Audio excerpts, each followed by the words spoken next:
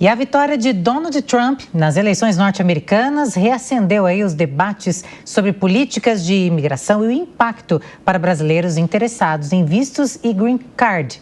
Para a gente entender como isso deve afetar aí a vida dos imigrantes no país, nós conversamos agora com Daniel Toledo, especialista em relações internacionais. Muito boa tarde, Daniel. Muito obrigada por aceitar nosso convite para estar conversando aqui com a gente no Fast News. Muito obrigado, é um prazer imenso estar aqui com vocês novamente. E Daniel, eu começo te perguntando, o visto, o E2, é uma alternativa aí estratégica para que os brasileiros que possuem dupla cidadania de países com tratados comerciais com os Estados Unidos, é a alternativa ideal? É uma das alternativas. O visto E2 é aquele que é concedido para cidadãos de países que fazem parte do Tratado de Navegação e Comércio com os Estados Unidos e fazem um investimento significativo dentro de um empreendimento comercial e, a partir daí, eles passam a ter autorização de trabalho para poder empreender, trabalhar e desenvolver aquele business aqui nos Estados Unidos.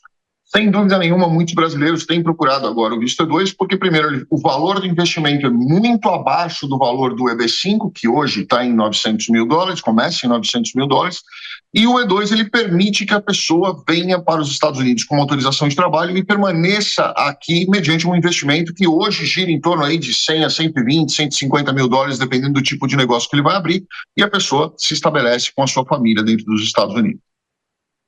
A vitória de Trump, na sua visão, o que você analisa aí que impacta mais na obtenção, por exemplo, do green card, do brasileiro mesmo, está querendo trabalhar fora do país? Onde o impacto vai ser maior, assim, a dificuldade, digamos?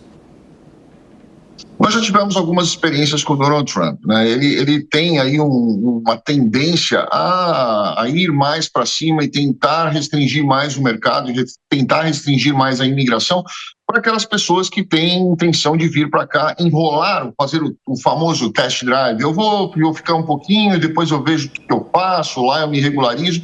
Esse tipo de pessoa vai enfrentar, com certeza absoluta, muitas dificuldades na regularização, porque, obviamente, a imigração vai começar a observar isso e vai começar a cobrar isso lá na frente. Mas nós nunca vimos, dentro do governo do Donald Trump, qualquer tipo de restrição a vistos de imigrantes, que são vistos que concedem o green card, a residência permanente, muito menos na época do final do último mandato do Donald Trump. Houve aí um recorde de pessoas buscando a cidadania americana e não houve, na verdade, nenhum tipo de restrição ou qualquer tipo de dificuldade nesse sentido. Então, eu imagino que esse próximo governo será da mesma forma. Inclusive, o próprio Elon Musk já falou na semana retrasada que a intenção agora será abrir mais possibilidades para pessoas que queiram vir para cá dentro de vistos de imigrantes, porque eles não querem pessoas que fiquem temporariamente nos Estados Unidos, que beneficiem da economia ou do trabalho ou até do próprio mercado e depois saiam daqui. Eles querem pessoas que venham para cá para enraizar e realmente permanecer aqui com as suas famílias. Ou seja, até mesmo o discurso de Trump durante ali as eleições, ele falava muito que quer essa mão de obra ali nos Estados Unidos. Ou seja, ele quer também que as pessoas venham, mas fiquem no país com qualificação, mão de obra qualificada. A mão de obra qualificada é a que enriquece efetivamente o país. A mão de obra desqualificada, ela também é necessária aqui, mas ela é aquela que faz a base da máquina se sustentar e faz a base da máquina sobreviver. É importante, sim, isso a gente precisa ser muito honesto e muito claro, é importante, sim, esse trabalhador menos qualificado, porque é um trabalho que o americano não quer fazer. E se não tivermos aqui essas pessoas querendo fazer esse tipo de trabalho, como cortar grama, reparar telhado de casa, podar árvore, fazer limpeza, esse tipo de trabalho o americano não quer fazer.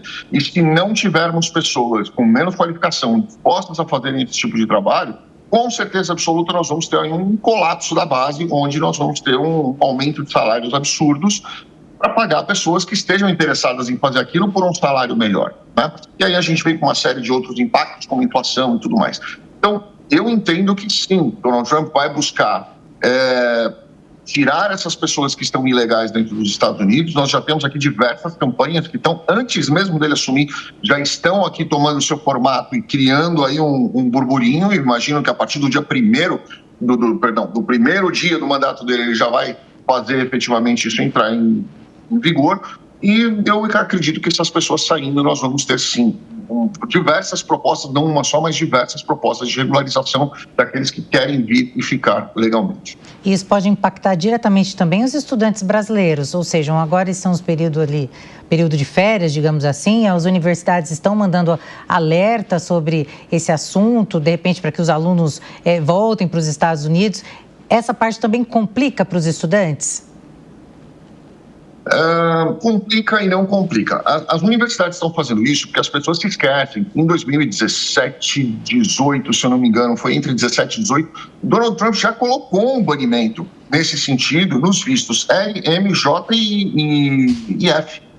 Então, essas pessoas que estavam naquela época, eu me lembro muito bem, porque muitos clientes nossos começaram a ligar aqui para o escritório desesperados, porque eles não conseguiam mais tirar os vistos, renovar os vistos e voltar para os Estados Unidos. Mesmo pessoas que tinham vistos válidos não conseguiam entrar nos Estados Unidos por causa desse banimento que ele colocou. Mas eu acho que ele já percebeu que aquilo ali foi um erro, né? Porque os Estados Unidos precisam de pessoas com visto H, são os vistos temporários. Os Estados Unidos precisa de pessoas com visto L, que são os vistos de transferências muito utilizados pelas multinacionais, inclusive do próprio Elon Musk. Então, esse tipo de situação eu não acredito que vá acontecer. O que pode acontecer sim, e nós estamos prevendo isso, inclusive alertando isso para as pessoas, são aquelas que querem vir para cá como turistas, chegar aqui, mudar o status para um status de estudante, e a partir desse status de estudante, elas vão ganhando tempo para ir tentando fazer uma coisa ou outra. Porém, essas pessoas pensam que podem trabalhar, mas não podem. Não é como o Canadá ou até mesmo como a Austrália, que permite o estudante trabalhar. Estados Unidos não permite, exceto quando ele já tem aí algum tipo de graduação, onde ele pega um OPT. Mas, via de regra, o estudante não pode trabalhar, muito menos o cônjuge do estudante. E isso tem sido, sim, um grande problema, e eu acredito que esses estudantes serão, sim, o foco dessas pessoas que Donald Trump pretende mandar embora. Daniel, você pode falar até com mais precisão, mas recentemente os Estados Unidos registraram o maior pico de estrangeiros em 100 anos, segundo o Departamento do Censo dos Estados Unidos. Só de brasileiros aí, mais ou menos 2 milhões de brasileiros, ou seja, essa seria uma forma mesmo do governo de Trump conseguir minimizar os impactos nos Estados Unidos, da forma ilegal, de tentar restringir o máximo que puder. Sem dúvida. E falando ainda de brasileiros, seguindo nessa mesma linha de informação que você trouxe, que está perfeita, está super correta, nós temos aí 300 mil brasileiros com ordem de deportação. Né? Isso já estão com ordem de deportação dentro dos Estados Unidos. E esses 300 mil brasileiros, com certeza, estão também na mira do ICE para serem retirados dos Estados Unidos. E aí eles cumprem o tempo que eles devem cumprir fora dos Estados Unidos, seja de 5, seja de 10 anos, dependendo do tempo do barco que eles vão tomar. E aí eles podem sim tentar voltar de uma forma regular, estruturada, como deveria ser. Muito bem, nós conversamos com o Daniel Toledo, que é advogado especialista em relações internacionais. Daniel, muito obrigada pela sua participação aqui no Fast News e um ótimo dia para você. Muito obrigado a vocês, um excelente final de semana.